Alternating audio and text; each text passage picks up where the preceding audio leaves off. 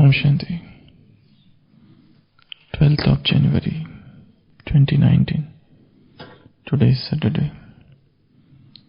Whispers from beyond. The effort for today. Father Brahma has merged all the mine in one mine. Mine is one Father and none other. Follow the Father in this way, and in this way your power of concentration will increase. Then your mind will become concentrated wherever you want, as you want, for however long you want, in whichever way. With the power of concentration, you will automatically experience the constant and stable angelic stage. So today's effort is Father Brahma has merged all the mine in one mine. And what is that one mine? Mine is one Father and none other. And if you follow the Father in this manner, what will happen? Your power of concentration will increase. And then your mind is concentrated. Then whatever you want, wherever you want, and as you want, and for how long you want, you will achieve that. And gradually the constant and the stable angelic stage will come to you. So Baba is telling to merge all the mine in one mine. There's a lot of expansion of this mine. Throughout our life, we are attached to some persons, we are attached to places, we are attached to objects, we are attached to things, we are attached to whatever that comes in our contact. And because of this attachment and because of this expansion, the mind starts wandering here and there. And such a mind which is attached to 100 things cannot remain focused. And for spirituality, you need a very, very concentrated, very focused mind. It's not the question of who is more intelligent and who is less intelligent. It's not about that. It's about focus. A person might be very much intelligent, but if his mind is divided, he cannot achieve success. While there is another person who is not very intelligent and yet he focuses on only one thing at a time. So the success comes there. In the similar manner, in the path of spirituality, which is the path of detachment, which is the path of complete focus on God and oneself. So the most important thing is this power of concentration. So when I say that mine, one must really explore what is really mine in this world. Is there anything in this world which is really mine? Is there any person in this world who is really mine?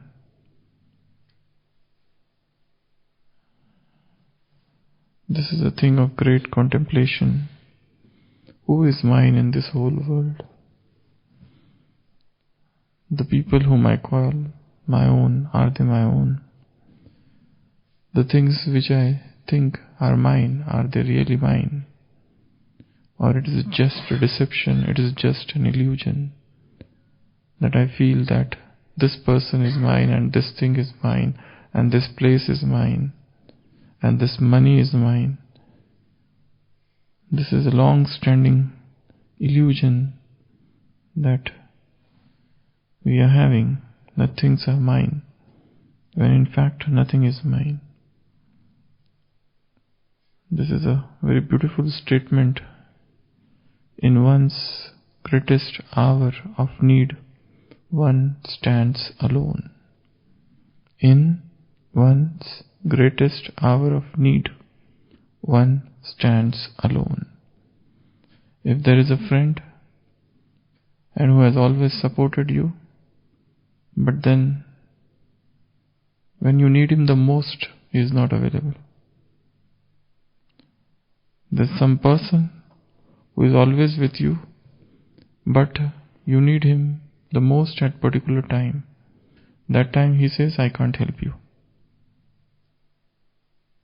So such things should definitely induce some vairag for worldly souls, because all worldly souls have got their own limitations. They cannot be with us for whole life. They cannot give us guarantee that they will be with us. It is our own deluded mind that thinks that people are mine. But one must remember this chapter or this lesson of walking alone. So wherever you are, it's walk alone. Ekla chalo re. None is going to follow you and none is going to be with you except one God. Then what is the point of running after people? What is the point of pleasing them? What is the point in being in their company and thinking that they are going to help me one day? None is going to help me. It is just the sweet delusion that I feel that this man, this person is going to help me. In one's greatest hour of need, one stands alone. It's a very powerful statement, like a bombshell. When you realize that none of this world, nobody of this world is going to help me. So I don't have to waste my thoughts in running after people. I don't have to waste my energy in running after things, because these things are not going to be with me when I need them the most. I'll be just like that. In Mahabharata, there's one character, Karna. That Karna, at the time of battle with Arjun, everything failed him. Whatever powers he had, that failed him. Whatever divine weapons he had, that left him. And he was cursed. And his chariot went down into the soil. So that became the cause of his downfall. So, this is the stage of human being where everything what he thought are his supports would fail him. I felt this person, this friendship will help me, but it didn't. So, that's why Baba is saying, Father Brahma has merged all the mine into one mine. Mine is one Father and none other. This is the first and the last lesson of this university. That think of yourself as a soul and get connected with the Supreme Soul. All the Murlis are just to explain this simple point. That you have to connect yourself with the Supreme Soul. Think of soul and connect with Supreme Soul. When we thought of ourselves as body and tried to connect with body, we came to sorrow, we came to frustration, we came to suffering. Nothing of this world ever made us happy. It was just the delusion of happiness. Outside we were smiling and laughing, inside we were sorrowful. Because the very source of happiness is within us. So no amount what we do on the periphery, it's not going to help. All the happiness that comes from periphery. Periphery means body, center means soul. So if this is soul and this is periphery, this is the orbit, any happiness that is coming from orbit will lead to sorrow. Any happiness that comes from the center will be the real happiness, real bliss. So long I enjoy, I'm lost in the enjoyment of the orbit, I'm lost in the enjoyment of the periphery, I cannot achieve that real happiness. And on the periphery, what all things are there? One really need to see. See yourself as sitting like this, and there is a huge circle around you. And on the circle, you will find body. On this circle, you will find your relatives. On the circle, you will find your friends. On the circle, you will find your post, position, wealth. On the circle, you will find all the enjoyments, everything related to this world. And we have tried to enjoy everything. We have tried to indulge in everything. But in the ultimate analysis, we came to sorrow. So now it's a time really to learn something from this. Where is real happiness? Is it in these people? It's in the periphery or it's in the center? The entire spirituality is a journey from periphery to the center. When we stop going away from the center, and rather the journey of human being is not the journey from periphery to center, rather it is from center to the periphery. If it is here today, next day he is farther away, next day is farther away, next day is farther away. So he is going away and away and away from the center, and with the hope that I will get happiness, and the happiness eludes him. How can happiness be there? Because he has taken the journey in the wrong directions. So come back to center. Coming back to center is to develop detachment from the periphery, to understand what periphery is, to know what all sorrows I got. Just imagine a single vice. For example, lust. For example, lust. From last 63 births, right from the starting of copper age, men have indulged in this. All human beings were drowned in this, remained drowned in this, thinking this is the source of happiness. But what was the result? And Baba said, in the beginning, in the middle and in the end, it gives sorrow. What beginning, what middle and what end? That needs to be churned. Whether it is age, copper age, starting of copper age, middle of copper age, end of copper age, or it is the process, or it is the thought, or it is the emotion. Even the thought, even the emotion is filled with anxiety. It's filled with sense of dissatisfaction. So, indulging in bodily pleasure or flesh gratification ultimately brought one to sorrow, to suffering. Unless and one deeply ponders over the nature of things, how things are happening, one doesn't develop vairag, one doesn't develop detachment. For detachment you need a very strong jerk, a shock, a strong understanding that this is a thing, it's a poison. This is a thing, it's violence. This is a thing which is sin. This is a thing which is against Srimad. This is a thing that has destroyed my life. Unless and until one comes to that realization, one never develops vairag or all such things. So, whether it is human being, as I said, or things, places, objects, or post, or position, or any name, or fame, or anything of this world,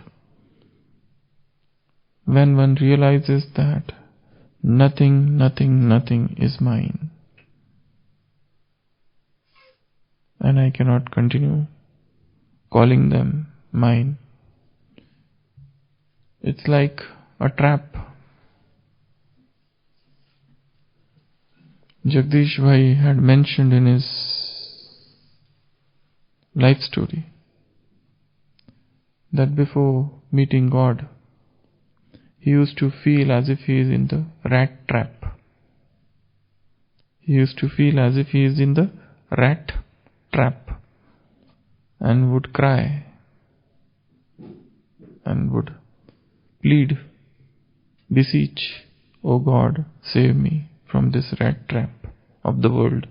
And when somebody is caught and when somebody is in the trap, that person on his own cannot come out. Somebody has to come and free him. So in the similar manner, we are caught in the vice trap, rat trap of these vices. Whether it is lust, whether it is anger, whether it is attachment, or anything, or ego. This is a great trap. And unless and until God comes Himself, we cannot get rid of this trap. And when He comes, He teaches us, what have you done? What mistakes have you done? So realizing one's mistakes deeply, understanding that what I am doing is not the thing I need to do. Coming to the conclusion that what I understand as true is not truth, but is untrue. What appears to me as real happiness is what's a reflection of the ultimate happiness. So, except using the word mine for Baba, whenever we try to use this word for any human being, we are caught. Because when I say, for example, A says to B, "You are mine." A says to B, "You are mine." What does he mean when he is saying this? A is saying to B, "You are mine." Means what? Means I have right over you. Means I am possessive about you. Means nobody else can take you away. If anybody comes in between, he is my enemy. When A says to B, "You are mine," "you are mine" means I cannot give you to anybody. You become my property. So is this a love or something else? Can we call this a love? It's not love then. It is something else. So trying to understand what real love is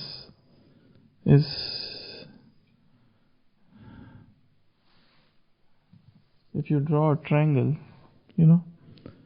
this triangle is often mentioned. This was in 12th April 1900 in San Francisco. Swami Vivekananda had given a lecture on love on 12th April 1900, towards the starting of the last century, and today is 12th January. That's why I'm mentioning this. He said, love has got 3 components. If this is love, first thing should be, true love never begs, no begging. There's no question of you are mine, I am yours, so you will give me this, you will give me that. So true love never has got any sort of begging.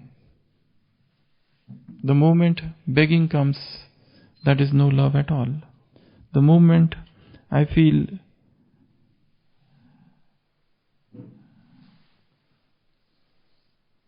give me this, I love you, you should love me. True love will never ask for love in return. True love is unconditional love. If I love you for the sake of love. I don't love you because I need something from you, I want something from you. This is the real love. The second, the love has got no fear, true love. And he has given an example there. You are afraid of dog. A mother is afraid of dog. But suppose the mother is in jungle and she is with her child and all of a sudden the lion comes, then mother would be in the mouth of lion, and in order to save that child. So love induces fearlessness. So true love means no fear at all. And third, love is for love's sake. Love for love's sake. It doesn't want anything. It will not ask for anything. No begging, no asking in return anything, and absolutely selflessness. These are the three components of love. If out of these three, any one is missing, it's not love. So, as I was saying, if A is loving B, there are expectations. If A is loving B, there are so many possessiveness in that love. And that love soon deteriorates into physicality. It doesn't remain that pure, non-physical, spiritual, metaphysical, platonic love. There's one term in psychology, it's known as platonic love. Platonic love. Platonic means non-physical. Platonic friendship means non-physical. So, to have that platonic love is the goal.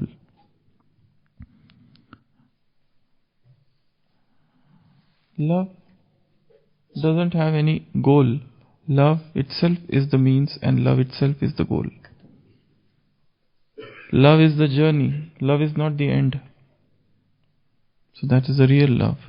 So what Baba is saying here is, whatever expansion or trap of mind you have created, all this mind had dragged you into that mine of sorrow. So come out of all of this. Realize what is true love. Understand the true love is only for one Father. In tomorrow's Avyakta Murli, in Sunday's Avyakta Murli, Baba said, everybody is thirsty for just one drop of love. Without love, this is a world of hopelessness. Without love, this is a world without life. Bejan, Berang, whatever you call. So, there is only one thing that fills the soul, and that is divine love, love of God. All other loves of this world, somewhere or other, they will cause sorrow. So thinking this, realizing this, getting filled with that spiritual pride, spiritual intoxication, spiritual self-respect, these are the three words Baba has used in tomorrow's Avyakta Murli. Come out of all this expansion of mind and get situated in only one slogan. What is that? Mine is one Father and none other. Baba says this will increase your concentration. And one more thing about concentration. It's about the power of concentration. If you have got 3 hours to study something, and if you have just 15 minutes to study something, but in this 3 hours your mind is not concentrated, you cannot grasp anything. But if you have just 15 minutes, but your 15 minutes your mind is one-pointed, you can just grasp anything. Sometimes the 5 minutes are better than the 5 hours. You know, in Laukik, it is seen, suppose you have to give one exam and the exam is after 5 months. Nobody studies right from day one. They start study right 5 days before.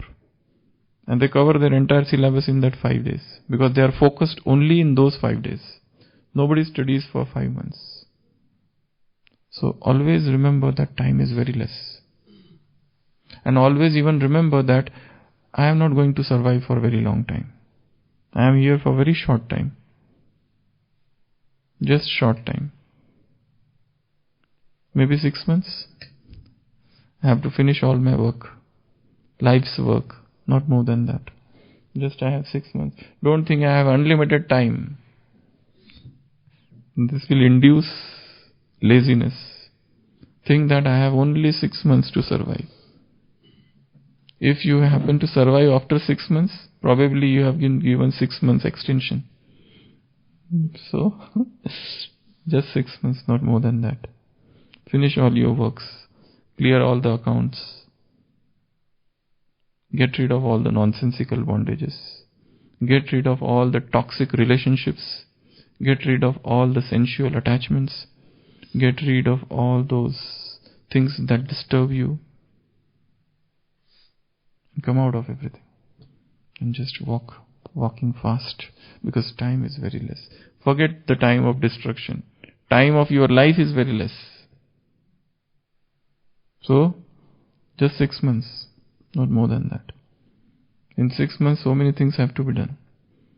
And if you fail to do, then you are gone. So, if you order to, again the same thing, in order to become constant and stable angel, so increase the power of concentration. How to increase? Read one thing and try to recall it. Read Murli, close it and try to recall everything what you read. Try so that you increase your concentration. See something, that picture, and try to remember what you saw. When you hear any class, immediately after the class, try to remember what all things you heard. They will increase the power of concentration. So, focus. Om Shanti.